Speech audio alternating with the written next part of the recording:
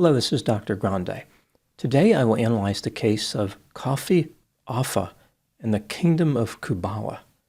First, I'll look at the background of this case, move to the timeline of the incident, then offer my analysis. Kofi Offeh was born in December 1988 and lived in Ghana. He became an opera singer and was considered to be quite talented. In 2015, he was even invited to sing in the UK at the House of Commons. Inspired by this visit, Kofi moved to the UK and set up multiple businesses. For example, he had an entertainment company and a retail company. It appears as though all his businesses failed. At some point, he married a woman named Jean Gasho, who was from Zimbabwe. Reports describe her as a mother of 7, but it's not clear who the father or fathers are. The couple lived in Stockton-on-Tees, which is 50 miles north of York. In 2021, Jean posted on social media about Kofi, saying, quote, "My husband, within a year, has acquired 10 properties to his name. He now runs an empire, and in assets, he is now a millionaire in his own right. He gets properties that need renovation and invests thousands into them, making them look gold. Today, he is a millionaire king, and I can't help but give thanks," unquote. At some point, Kofi declared himself to be the king of an African tribe he referred to as Kubala. He called himself King Atahene. His wife Jean also ascended to greatness at the same time. She was now Queen Nandi.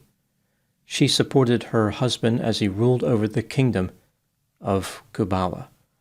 Now moving to the timeline of the incident.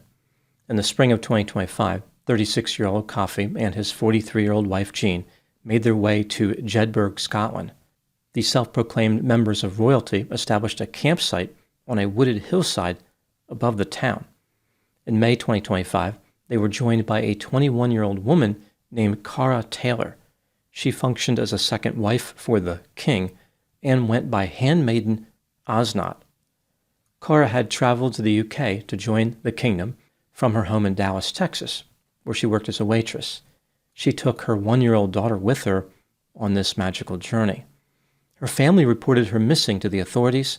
When they learned about the Kingdom of Kubala, they had concerns that she had joined a cult. To justify seizing the land in Scotland, Kofi declared that it had been stolen from his ancestors over 400 years earlier. He claimed that in 1596, Queen Elizabeth I had expelled his people from the land. Kofi, his queen, and his handmaiden became extremely active on social media to showcase the adventures they had in the newly acquired land, the Kingdom of Kubala. They frequently posted on their Facebook page and on a social media platform called TikTok, where they accumulated 88,000 followers. The trio often portrayed themselves as enjoying an incredible life full of purpose, which involved a profound connection to the natural world.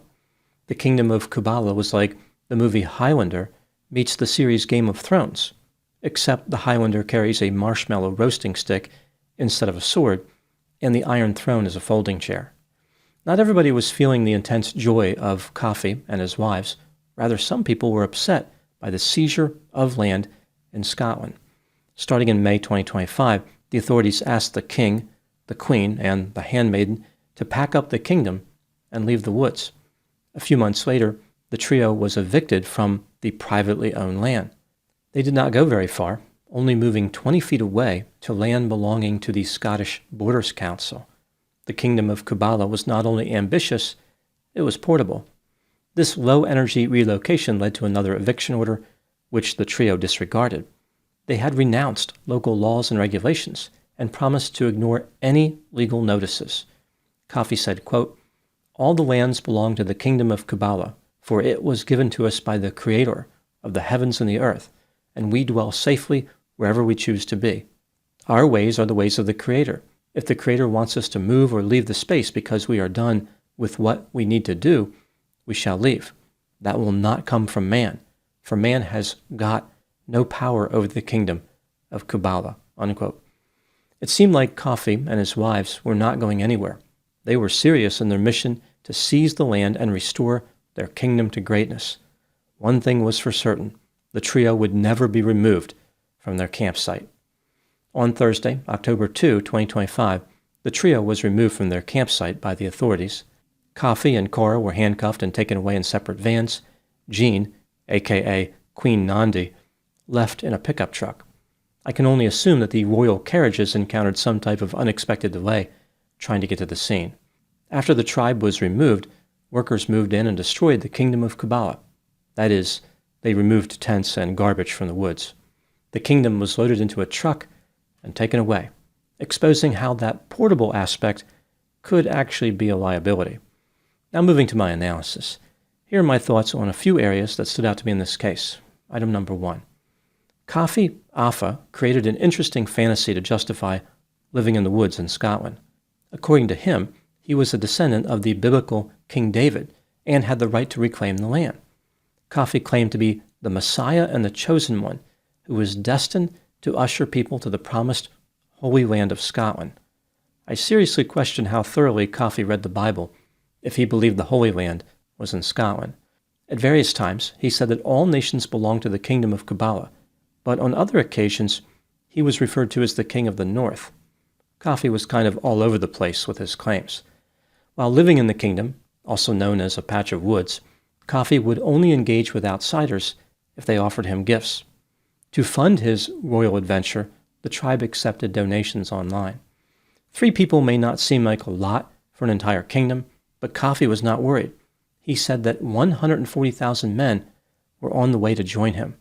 I can only assume that they were stuck behind the royal carriages that were delayed on the day the tribe was removed. Maybe Kofi simply didn't account for the notoriously narrow roads in Scotland. Item number 2. Many people were concerned that Cara Taylor was being taken advantage of by the king and queen. During an interview with reporters, Cara indicated that she was pregnant, which only led to more concerns. She did not seem to be worried for her safety and indicated that she was free to leave the Kingdom of Kubala whenever she wanted. Cara said, quote, "Others are not my concern. People who care about my best interests know why I am here. The only things that matter are the camp, the trees, and the creepy crawlies," unquote. Cara's job in the kingdom was to function as the king's second wife. She described herself as an inferior mistress, although I imagine the king thought she was a pretty good mistress. Cara was also responsible for various activities of daily living around the campsite, like cooking and cleaning. In one image shared on social media, Cara was using a branch to sweep the ground. Now, I'm not a geologist or anything, but I seriously question the effectiveness of that cleaning tactic. Cara's family members were concerned that the Kingdom of Kubala was nothing more than a cult. Her mother said that Cara was a bright young woman who wanted to study the law, but then developed mental health difficulties. Apparently, Cara communicated with the king and queen in the months leading up to her departure from Texas. Presumably, she became excited by whatever they discussed, which is why she made the move. Cara had a different explanation. She claimed that she had a rough background and arrived in Scotland using a divine form of transport. Kofi offered a curious reply when asked if he was operating a cult that was brainwashing Cara. He said, quote, "Brainwashing is the best thing ever to happen to man if it is coming from the right source, for everyone's brain needs to be washed by righteousness," unquote. When asked if he had coerced her, Kofi said, quote, "I am the king of Kubala, and all nations belong to me. Everyone you see bows before me because I am the chosen one. They are not coerced, they are called," unquote. Item number 3, what do I think happened in this case? This is just a theory, in my opinion. Kofi Offeh was self-centered, arrogant, condescending, irresponsible, reckless, bizarre, outlandish, creative, theatrical, grandiose, unsophisticated, overconfident, falsely believed he was special, had a sense of entitlement, and was exceedingly creepy. After a string of business failures, he decided to try something completely different. He would establish his own kingdom, seize land in Scotland, and live in tents with his wife. For some reason, she decided to go along with him, perhaps enticed by the glorious title of queen. Kofi did not deny his previous business failures.